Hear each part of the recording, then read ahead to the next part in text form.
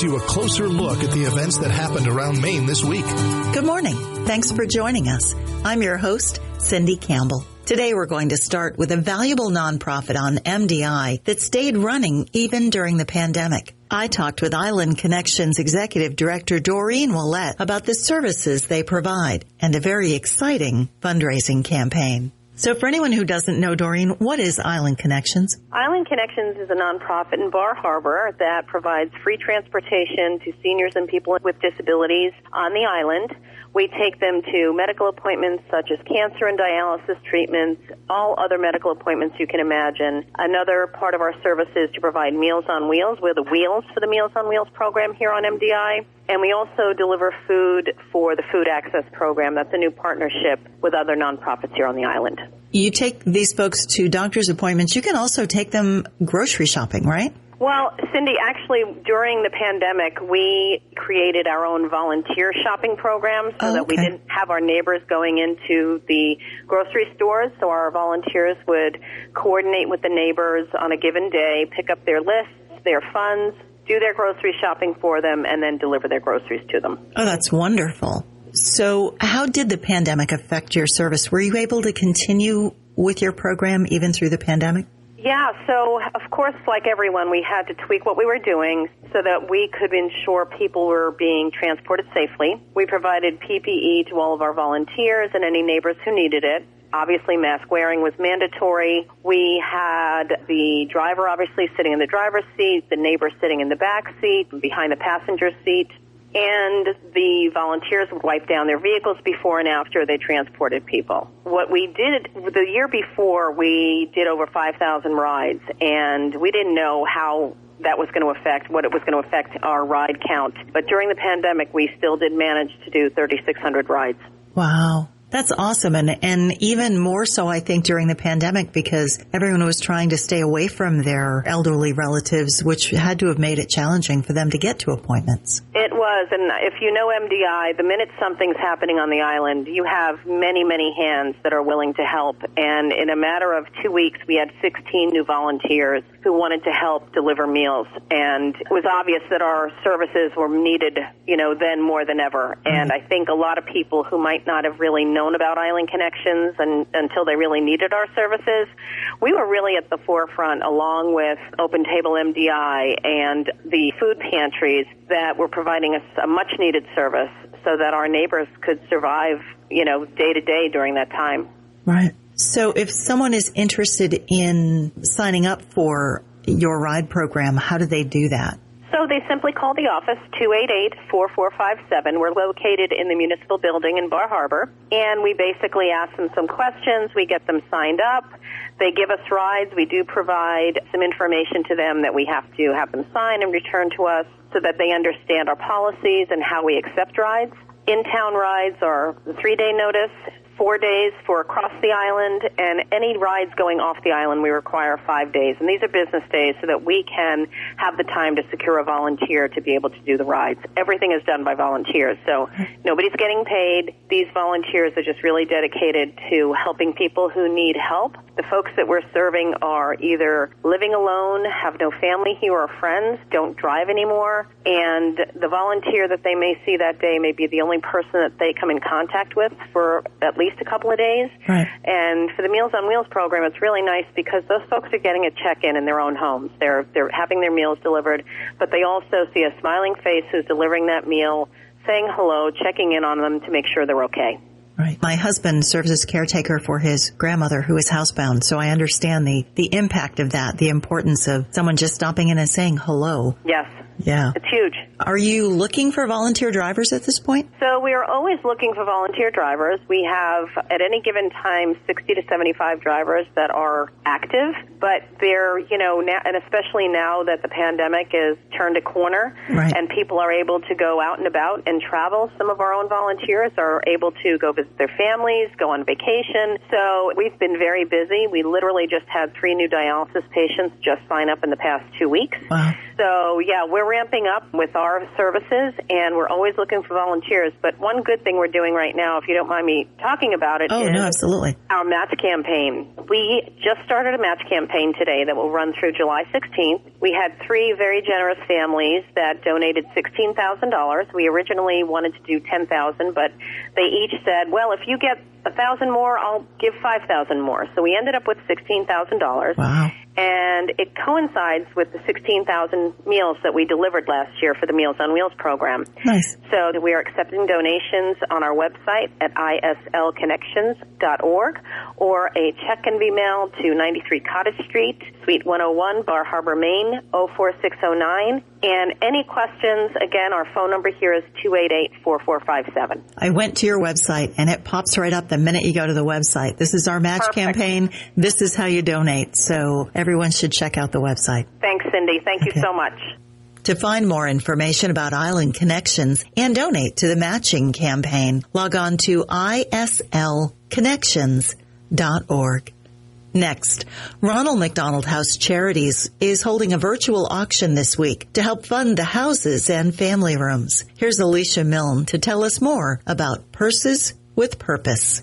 So for anyone who doesn't know, what is a Ronald McDonald House? Well, there are 2 Ronald McDonald House programs here in Maine. There's one here in Bangor and one in Portland. We're a home away from home for families while their children are receiving medical care in area facilities. Across the state, we can serve up to 50 families per night between the 2 Ronald McDonald Houses. And does it cost anything to stay in a Ronald McDonald House? There is no fee to stay at the Ronald McDonald House. So financially better for these families, and also I would think from a support point of view, being around other parents who are going through some of the same things. Absolutely. I would say that it's a very isolating process that our families are going through, and to be able to stay at the Ronald McDonald House with families that are going through that same journey, we not only alleviate the financial burden of having to worry about where you're going to stay, where you're going to get your meals, where you might do laundry, but it's that support system of other families and our volunteers and our staff at our programs. Right. And now there are comfort rooms in hospitals as well, correct? Correct, yes. And what is a comfort room? Or is that the right name for it, or am I saying that wrong? They're actually family rooms, okay. But they are comfort rooms too, because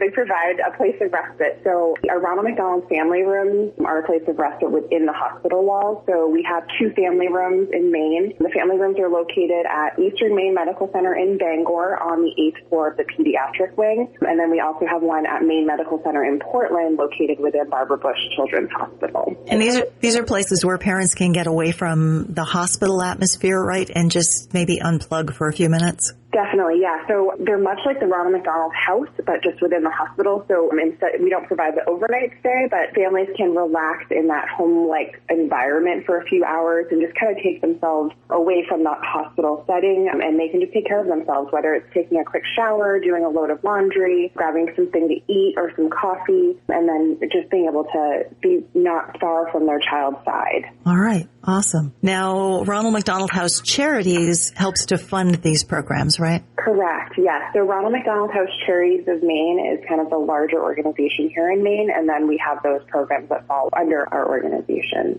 Okay. And obviously it takes money to fund these programs, so you have a fundraiser coming up. Tell me about Purses with Purpose. So Purses with Purpose is one of our major fundraisers for RMHC Maine, and that funding does support all of our programs across the state. This year we're still hosting a virtual event, and we're hoping to be back in person next year, both in Bangor and Portland, but this year, just due to COVID-19, we want to continue to be cautious. And so this virtual fundraiser is happening from actually this coming Monday, June 21st through June 24th. And it's just an online auction. And it's just an opportunity to bid on purses and jewelry and gift certificates that are provided by generous businesses from across Maine to support our organization. Okay, so this is more than just purses. It is. I know. The Purses with Purpose is a little misleading. We have a variety of things, even just local crafts that people have made. I think we have a bird feeder in the auction as well. Well, that's great. When does the bidding start? So bidding begins on Monday, June 21st at noon. And ends when? And it ends on Thursday, June 24th at noon as well. Okay. Will there be a preview period where people can go in and look at them before the bidding starts? Definitely. So we encourage anyone that's interested in participating to sign up via the link on our webpage ahead of the auction. We'll send out a notification ahead of time that will allow them to preview the auction before it opens on Monday. Okay. And this is going to be on your website? It is, yes. Our website is rmhcmaine.org, and they can go to our events tab and find Persons with Purpose, and all the information to sign up for our auction can be found on that link. Okay. And for the guys out there who are saying, Purses with Purpose, this is not my auction, I don't want to go to that. Is there a way that they can donate? Men and women, I don't want to discriminate here, but is there a way for people not interested in the auction? Is there a way that they can donate? Always. Gifts can be made either through the event link itself, or you can make a gift on our website by visiting the website and clicking the donate button on the top right corner. There are also additional ways to support our organization outside of cash donations, and those details can be found under our Ways to Give tab on our website. Okay, and more information about Ronald McDonald House Charities there as well? Absolutely, yes. Find more information and a link to the auction at rmhcmaine.org. And don't forget, they're auctioning off more than just purses.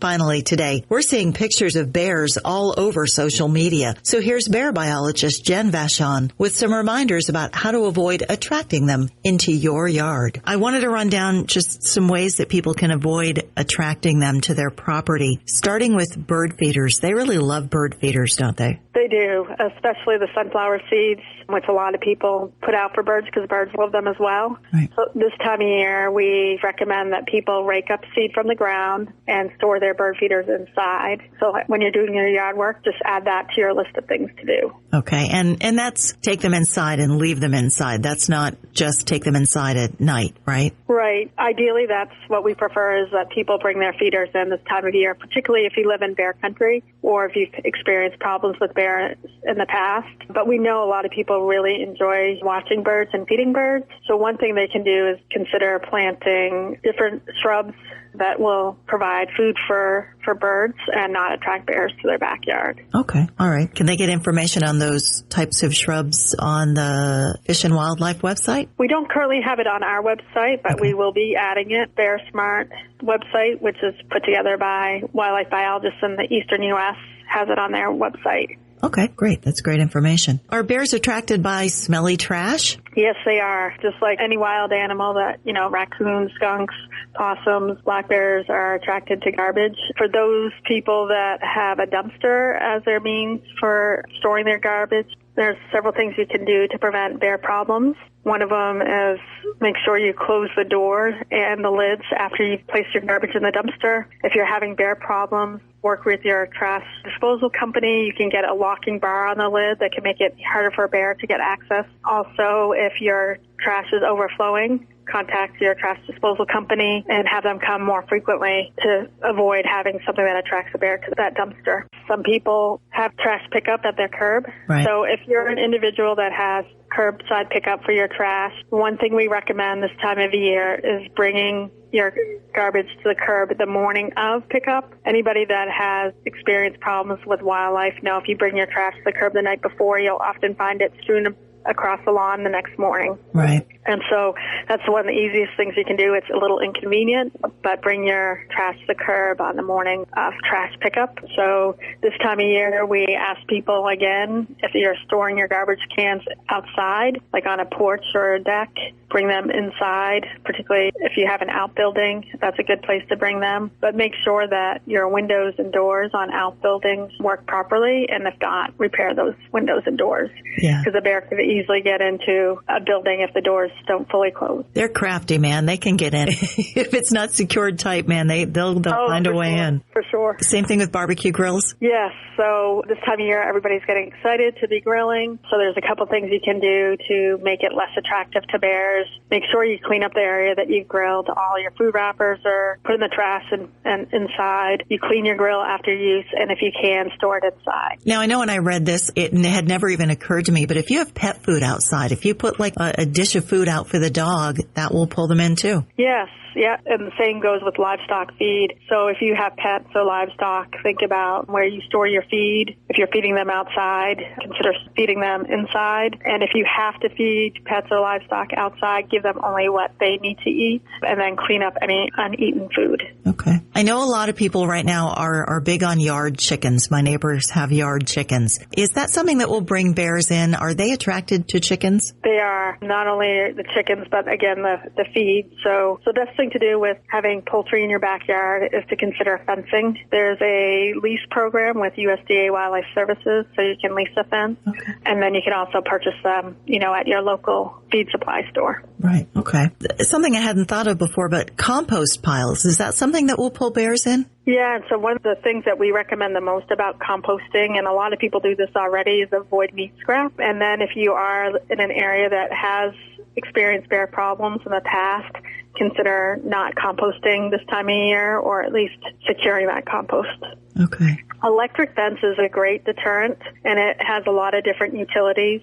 So you can put electric fence around garbage cans that if you don't have a place that you can store them inside, you can use them for poultry, and you can even use them around a compost pile. Okay. Is there a particular time of day when black bears tend to prowl for food, or are they just kind of on the hunt all the time? That's a really good question. A lot of people think that if they enjoy feeding birds, that they can just bring their feeders in at night and they can avoid having bear problems because bears are active only during the night. But I have many more pictures of bears at bird feeders during the day than I do ever at night. And so that is one of the reasons why we recommend, people bring in their feeders. But for those that are maybe not experiencing bear problems, but they want to be cautious about attracting a bear, right, they can at the very least, bring their feeders in at night and rake up any seed off the ground. And then if they start seeing bears in the area, stop feeding birds. Okay. This is my fear. I come to work early in the morning before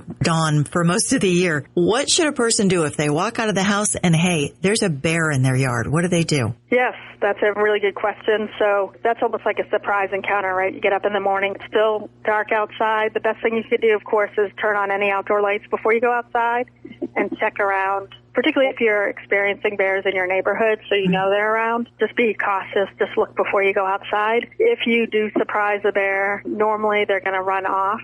But if you surprise them and they're cornered, the best thing you can do is just back away. Slowly, I would think. Don't run. Yeah, don't run, but just slowly back away. And just like anything, they're looking for that escape route, and they might come running towards you if they see like a place where they can escape, but they're going to, as long as you back out of the area, they usually are going to move out of there as soon as you leave the area. Find more information at mefishwildlife.com. And just a quick reminder from the Maine Warden Service, there are a lot of baby animals being born, and it's possible you may come across a fawn or some other young animal on its own. Wildlife officials say if you care, leave it there. Chances are very good that the mom is just out getting food and will return shortly. If you think the animal could be in distress, contact your local animal control officer or warden and let them check it out. I'm Cindy Campbell. Thanks again for joining us, and stay healthy. Join us again next weekend for Maine Concerns with your Town Square Media News Team.